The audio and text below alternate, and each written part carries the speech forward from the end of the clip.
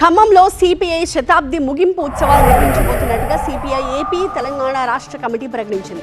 కమ్యూనిజంని ఎగతాళి చేసే వారికి కనువిప్పు కలిగేలా జనవరి 18న 5 లక్షల మందితో ఖమ్మంలో బహిరంగ సభ నిర్వహిస్తామని సిపిఐ ఎమ్మెల్యే కూనంనేని సాంబశివరావు తెలిపారు.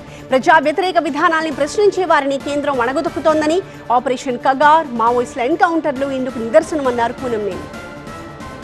కొన్ని లక్షల మందిని దేశవ్యాప్తంగా పోగు చేస్తూ కమ్యూనిజం ఎక్కడుందనే వాళ్ళకి కనువిప్పు కలిగే విధంగా ఖమ్మాన్ని ఒక ఎర్ర సముద్రంలాగా మార్చాలనేటువంటి లక్ష్యంతో, అది మేము బల ప్రదర్శన కాదు, కమ్యూనిస్టుల బలం అంటే ప్రజలు ఇప్పటికి కూడా కమ్యూనిజం పట్ల ఆదరణ ఉంది అని రుజువు చేసే క్రమంలో అంత పెద్ద కార్యక్రమం పెట్టాం.